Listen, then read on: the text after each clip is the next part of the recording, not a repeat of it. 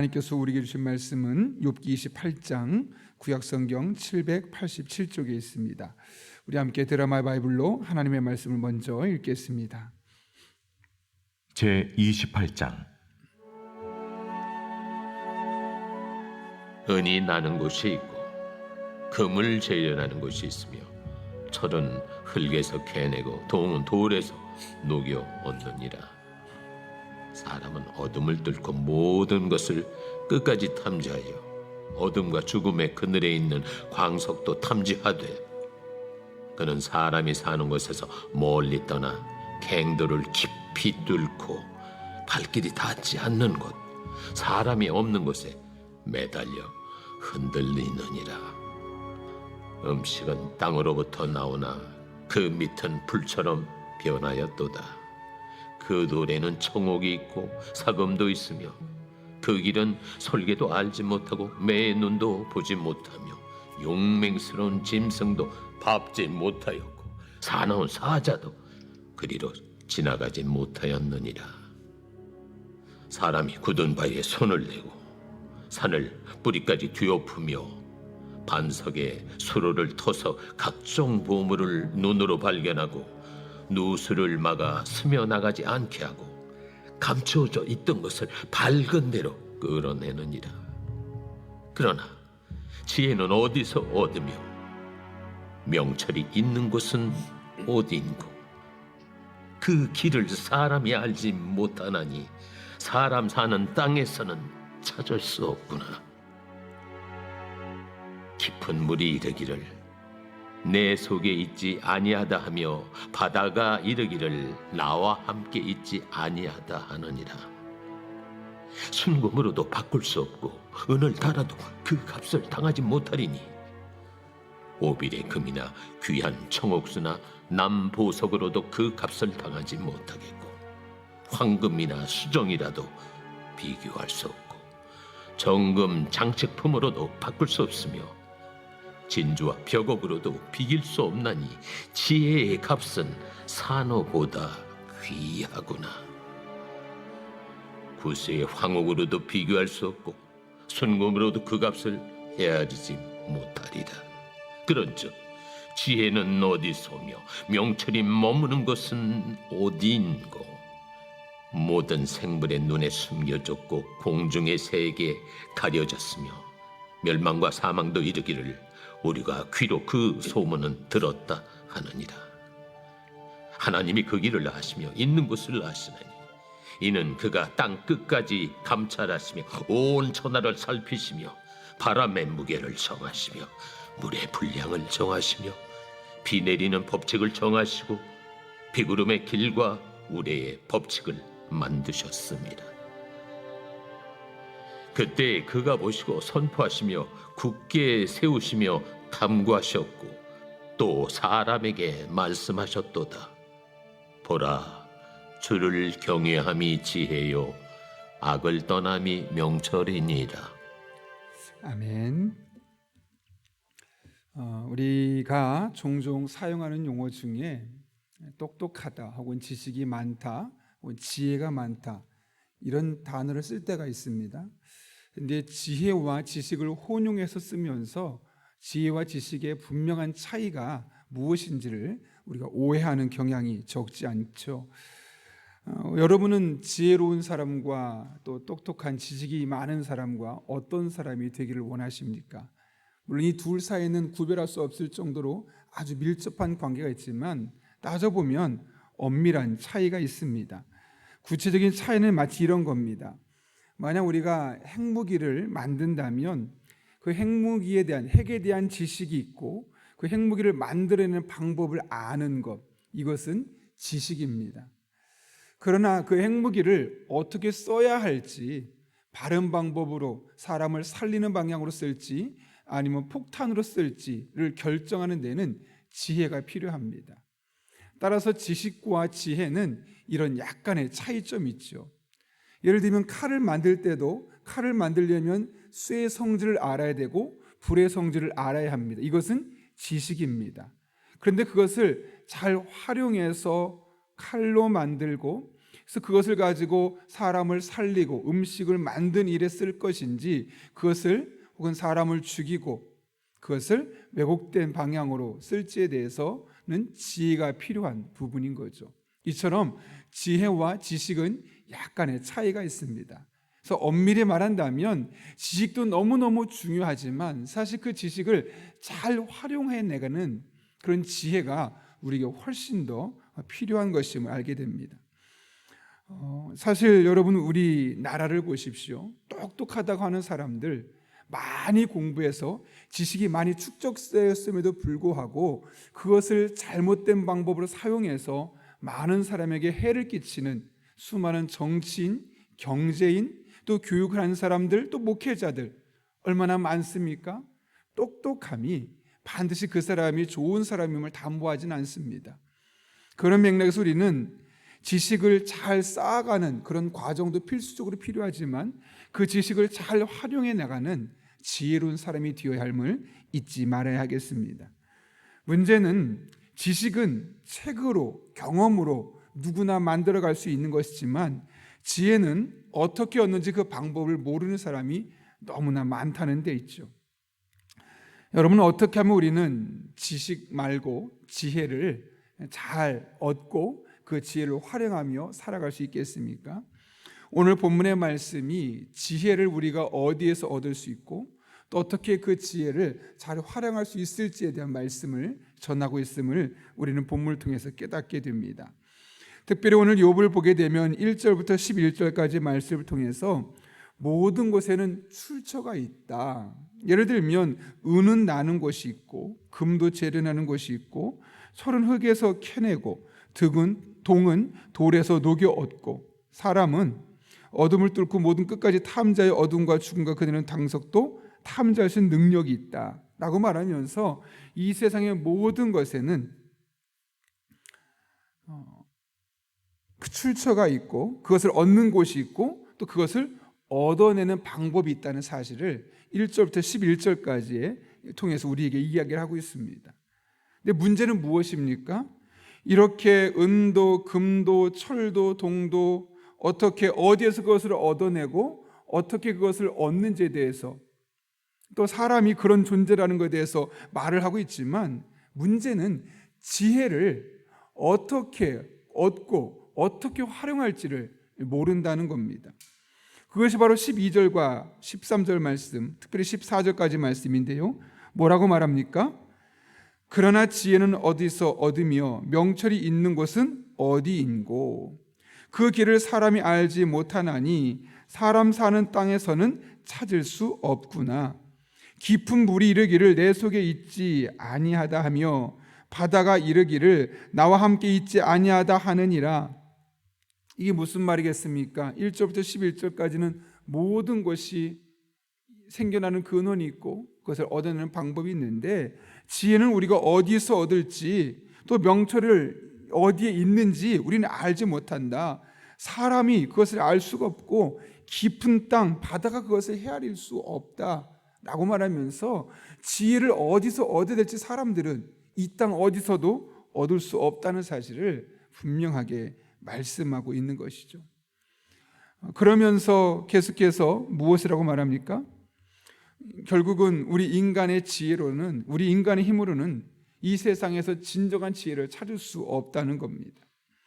물론 많은 사람들이 지혜를 얻기 위해서 그리고 앞선 세대의 유명인들을 참고하고 그들의 지혜를 얻으려고 합니다.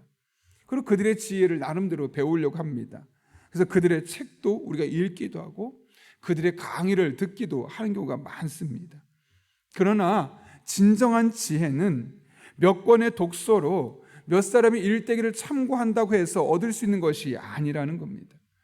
물론 그런 것들이 완전히 쓸모가 없다는 것은 아니죠. 그러나 그러한 지혜는 한계가 있을 수밖에 없다는 겁니다. 그러나 무한한 지혜가 있습니다. 마르지 않는 샘처럼 끊임없이 우리에게 공급되는 지혜가 있습니다. 그 지혜에 대해서 오늘 본문은 15절부터 19절까지 이렇게 말하죠.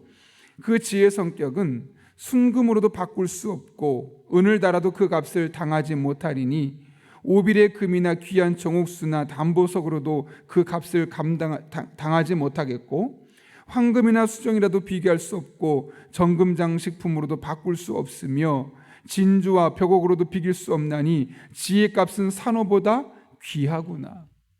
지혜라는 것이 얼마나 귀중한지 우리가 어디서 그 원인을 찾을 수 없고 어떻게 얻을 수 있는 방법을 알지 못하지만 그 지혜라는 것은 이 세상 모든 보석으로도 감히 바꿀 수 없을 만큼 엄청나게 귀중한 것임을 말씀합니다. 그러면서 다시 한번 20절에서 말하죠.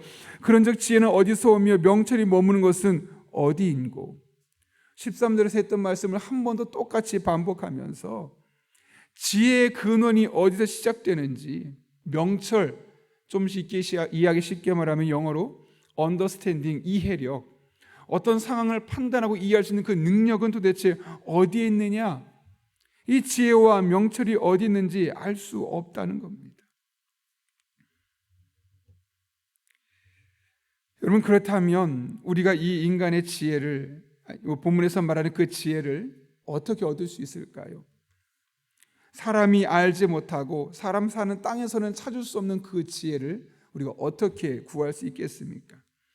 오늘 본문 20절에서 아까 좀 전에 이야기했던 것처럼 사람은 알지 못한다 라고 말했던 욥이 23절부터 28절까지의 말씀을 통해서 뭐라고 얘기합니까? 특히 23절, 하나님이 그 길을 아시며 있는 곳을 아시나니. 사람은 알지 못하고 세상의 어떤 곳에서 그 지혜를 찾을 수 없지만 하나님이 그 지혜의 길을 아시고 그 지혜와 명철이 있는 것을 아신다. 이 말을 다른 말로 무엇이라고 말할 수 있겠습니까? 하나님이 우리에게 지혜를 주실 수 있다라는 말 아니겠습니까? 왜요? 하나님은 24절부터 26절까지 말씀 이렇게 말하죠. 하나님이 이는 그가 그 땅까지 감찰하시며 온 천하를 살피시며 바람의 무게를 정하시며 물의 분량을 정하시며 비 내리는 법칙을 정하시고 비구름의 길과 울의 법칙을 만드셨습니다. 이 세상의 모든 법칙을 누가 만들었습니까? 누가 만들었다고요? 누가 정했다고요? 하나님이요. 여러분, 만유인의 법칙은 누가 만들었습니까? 하나님이요. 하나님이 만드신 것을 사람이 발견해낸 거죠. 지구가 있다는 사실, 지구가 자전하고 지구가 또 공전하고 이 달과의 관계, 또 지구 있을 뿐만 아니라 수금지와 목토, 천해 이렇게 행성들이 있다는 사실, 이런 것들 누가 알아냈습니까? 사람들이 알아낸 것이 아니죠. 하나님이 발견하고 하나님이 알아낸 것을 사람들은 찾아내고 발견한 것이라는 겁니다. 이 세상의 모든 법칙을 하나님이 정하셨고 하나님이 만드셨고 하나님이 친히 조정하시고 사람은 그것을 발견해냈다는 사실을 분명히 말씀하면서 이런 얘기를 하는 이유가 무엇 때문입니까? 지혜도 어디에 있는지 하나님이 아시고 지혜와 명철이 있는 곳을 하나님이 아신다. 그래서 마지막에 28절 다시 말하죠. 또 사람에게 말씀하셨도다. 보라, 주를 경외함이 지혜요 악을 떠남이 명철이니라. 결국 우리에게 무엇을 이야기하는 것입니까? 여기 경외한다는 말은 야레라는 말인데요, 존경하다, 두려워한다라는 의미가 함께 속혀 있습니다. 제가 예전에 논문 지도 받는 교수님하고 함께 논문을 이제 심사하는 곳에서 함께 일을 사역이라기보다는 학교에서 같이 논문 심사할 때 있었던 적이 있습니다. 논문 심사할 때 이제 박사학위 과정에 들어와서 논문을 쓰는 그런 쓰는 사람들이 와서 이제 교수님 앞에서 본인의 논문을 발표합니다. 그러면 참 신기하게도 그 교수님을 볼 때 정말 존경심을 가지고 열심히 준비했는데 논문 발표하는 현장에서는 많이 긴장하는 것을 보게 됩니다. 왜냐하면 그 교수님 앞에서 자신의 실력을 드러내야 되고 그분과 자신의 차이가 얼마나 큰지를 알기 때문에 그분을 존경하고 존중하는 마음도 있지만 또 한편으로는 그 두려워하는 그런 마음이 있는 거죠. 경외한다는 것은 바로 그런 겁니다. 그분을 존경하고 존중하는 한편 또 그분과 나의 차이가 너무나 크기 때문에 그 마음에 두려움이 있는 마음. 여기 주를 경외함이 지혜요라고 이야기하고 있고 악을 떠남이 명철이다 라고 이야기를 하고 있습니다. 다시 말하면 하나님을 잘 섬김으로 말미암아 우리는 지혜를 얻고 이것을 따라서 악을 떠나는 삶을 통해서 명철 즉 이해력이 우리의 삶에 나타나고 있음을 성경은 우리에게 분명하게 말씀하고 있는 것이죠. 다시 말하면 지혜는 이 세상 무엇으로 우리가 얻을 수 없지만 하나님 안에서 열심히 바르게 신앙생활을 하다 보면 그 안에서 하나님께서 우리에게 지혜를 주시는 것이고 그러다 보면 우리가 잘못된 선택하지 않고 늘 바른 선택을 하는 과정을 통해서 악을 떠나게 되고 그런 인생에 대한 통찰력, 이해력을 얻을 수 있게 됨을 분명하게 말씀하고 있는 것이죠. 이에 대해 시편 110편에서 시편 기자는 이렇게 말하죠. 여호와를 경외함이 지혜의 근본이라 그의 계명을 지키는 자는 다 훌륭한 지각을 가진 자이니 여호와를 찬양함이 계속되리로다 라고 분명하게 말씀하고 있습니다. 여호와를 경외함이 지혜의 근본이다 라고 말하면서 사실 그럼 우리가 여호와를 어떻게 경외하는가 알 수가 없죠. 그런데 여러분 뭐라고 말합니까? 그의 계명을 지키는 자는 다 훌륭한 지각을 가진 자다라고 이야기를 하고 있습니다. 여러분 이게 무슨 말씀이겠습니까? 여호와를 경외한다는 것은 우리가 하나님을 경외하는 마음을 갖는 것은 다른 것으로 생겨나는 것이 아니라 하나님의 말씀을 가까이 할 때 그 말씀을 통해 하나님을 어떻게 잘 믿을 수 있는지를 우리가 알아갈 수 있음을 분명하게 말씀하고 있는 것이죠. 실제로 여러분 우리가 잘 아는 말씀 욥기 22편에서도 그런 말씀이 있지 않았겠습니까? 그래서 우리가 하나님 앞에 말씀을 붙들고 살아가게 될 때 우리는 온전하게 하나님을 경외할 수 있는 믿음의 사람이 되게 되고 그 안에서 하나님이 주시는 지혜를 가지고 우리에게 주어진 일상 속에서 그리스도인답게 믿음의 사람답게 예수 믿지 않는 사람은 가질 수 없는 그 지혜를 가지고 살아갈 수 있는 법입니다. 그런 의미에서 우리 한 사람 한 사람이 늘 하나님의 말씀을 가까이 하고 늘 하나님의 말씀을 내 삶에 적용하고 그 말씀을 통해 주시는 지혜를 다른 누구든 얻을 수 없는 그 지혜, 예수 믿는 사람은 얻을 수 있는 특권임을 깨닫고 하나님의 말씀을 더욱더 가까이 하는 그런 지혜가 우리에게 필요합니다.